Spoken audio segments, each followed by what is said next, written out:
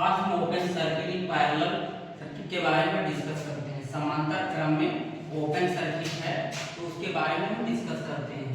Open circuit in parallel, समांतर क्रम में ओपन सर्किट। इसमें सबसे पहले तो हम फिगर बनाते हैं। फिगर बनाए R1 R2 R3 दिखा, ये हो गई लाइन और ये हो गई सारी ब्रांच, ये ब्रांचें हो गई, ये ब्रांच हो गई। तो इसमें हम पहले ये ओपन कर लेते हैं मेन लाइन, ठीक। तो इसमें वैल्यू रख लेते हैं R1 R2 R3 की वैल्यू रखते हैं 6 ओम 6 ओम 6 ओम। पहले इसको हम शॉर्ट सर्किट ही कर देते हैं, ओपन नहीं रखते हैं। तो इसको हम सॉल्व करेंगे। पहले सॉल्व करेंगे हम R3 और R2। यहाँ पर फार्मूला है RT equal to R3 into R2 upon R2 plus R3। अब RT इक्वल टू इसकी वैल्यू रखने पर 6 इंटू 6 अपान 6 प्लस 6, तो यहाँ पर 6 इंटू 6 अपान 12। इसको जब हम हल करेंगे तो आ जाएगा 3 ओम, 3 ओम आ जाएगा। फिर इसके बाद में यहाँ पर ये सर्किट पूरा हल हो गया। अब हम 6 ओम और 3 ओम, अब दोनों को सॉल्व करेंगे टोटल, तो यहाँ पर 3 ओम और 6 ओम। अब नीचे जो था यहाँ पर 3 और 6 9, मतलब 6 और 3 9 हो गया। तो ये टोटल होने के बाद इसको मैंने सॉल्व किया, आ गया यहाँ पर 2 ओम, ठीक। इससे ये सर्किट है और इसमें RT 2 ओम आ गया और वोल्टेज 12 आ गया, मतलब 12। अब यहाँ पर RT 2 ओम और 12 ओम, 12 वोल्टेज हो गया। यहाँ पर मैंने वोल्टेज दिखा दिया है, वोल्टेज हमने 12 वोल्ट ले लिया है। तो इसके बाद में हम सॉल्व करते हैं। तो यहाँ पर I equal to B upon R, तो 12 अपान 2, तो आ जाएगा 6 एम्पियर, ठीक। 6 एम्पियर हो जाएगा। यदि हम ओपन सर्किट यहाँ पर कर देते हैं, ओपन सर्किट कर देते हैं तो करंट का मान क्या हो जाएगा इसमें 0। ये ओपन सर्किट है तो लाइन करंट का मान 0 होगा। लाइन करंट का मान 0 होगा तो रेजिस्टेंस का मान भी क्या हो जाएगा, इनफाइनाइट। रेजिस्टेंस का मान इनफाइनाइट हो जाएगा।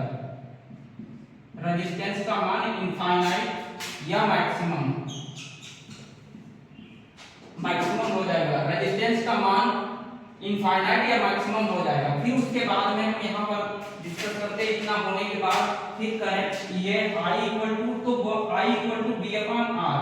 जब वोल्टेज का मान 0 रखेंगे तो यहाँ पर आ जाएगा 0। तो वोल्टेज ड्रॉप क्या होता है, B equal to I into R. Voltage current का मान 0 हो जाएगा, रेजिस्टेंस 2 रखते हैं तो 0 हो जाएगा, ठीक। वोल्टेज ड्रॉप 0 आ गया। अब दूसरा फिगर है, दूसरे फिगर में क्या दिखाते हैं, इसमें ब्रांच को हमने ओपन कर दिया है। तो ब्रांच को ओपन करते हैं, वोल्टेज हमने वोल्टेज सप्लाई 12 ले लिया है और फिर इसको हम सॉल्व करते हैं R3 R1 को। तो यहाँ पर सॉल्व करने के बाद 6 इंटू 6, 6 गुणे 6 अपान 6 प्लस 6, तो इसको मैंने सॉल्व किया।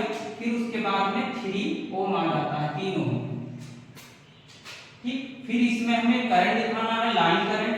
लाइन करंट कितनी आए, जैसे मैंने RT का मान, जैसे टोटल रेजिस्टेंस का मान कितना था 3 ओम, ठीक है। 12 वोल्ट, तो करंट का मान आ जाएगा 4 एम्पियर। यहाँ पर 4 एम्पियर आ जाता है। समांतर क्रम में यदि ब्रांच R2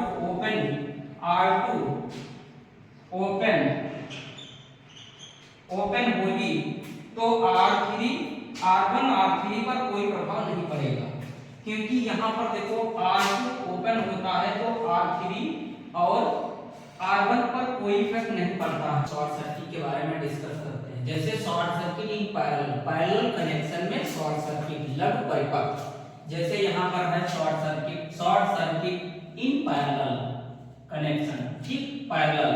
तो इसमें जो होता है समांतर क्रम में लघु परिपथ, तो इसमें पहले हम फिगर बनाते हैं।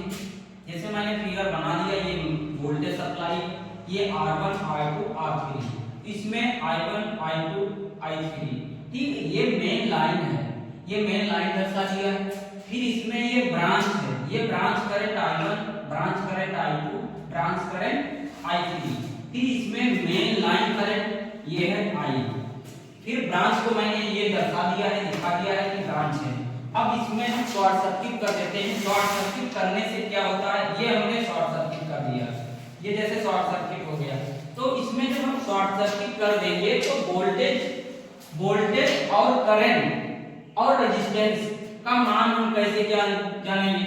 जब शॉर्ट सर्किट हो जाता है तो रेजिस्टेंस का मान इसमें 0 हो जाता है, तो R1 R2 R3 में करंट नहीं जाएगा, क्योंकि शॉर्ट सर्किट है। इसमें रेजिस्टेंस का मान 0 हो जाता है, करंट मैक्सिमम हो जाती है और वोल्टेज ड्रॉप 0 हो जाता है। जैसे R का मान 0 मिनिमम हो जाता है और करंट का मान मैक्सिमम इनफाइनाइट, ठीक, और वोल्टेज ड्रॉप 0 हो जाता है।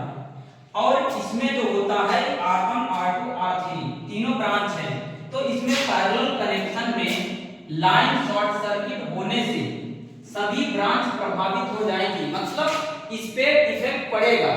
तो R1 R2 R3 ब्रांच में करंट फ्लो नहीं होगी, शॉर्ट सर्किट में फ्लो होगी, तो ये सर्किट काम नहीं करेगा। अब जैसे दूसरा ये फिगर मैंने बनाया, इसमें हमने वोल्टेज सप्लाई दिया R1 R2 R3, हमने R2 को शॉर्ट सर्किट किया। R2 जब शॉर्ट सर्किट होगा तो R2 शॉर्ट सर्किट है तो R2 ब्रांच में क्या होगा, जैसे इसमें पैरेलल कनेक्शन में ब्रांच R2 प्रभावित हो जाएगी, प्रभावित रहेगी, क्योंकि ब्रांच में शॉर्ट सर्किट ये हुआ, ये शॉर्ट सर्किट हुआ, जैसे ये शॉर्ट सर्किट हुआ, शॉर्ट सर्किट मैंने दिखा दिया, क्योंकि इसमें जो है करंट का मान मैक्सिमम हो जाता है और रेजिस्टेंस का मान 0 हो जाता है। तो यहाँ पर पैरेलल कनेक्शन में ब्रांच R2 प्रभावित रहेगी, क्योंकि ब्रांच में शॉर्ट सर्किट हुआ है, और R1 R2 ब्रांच R1 और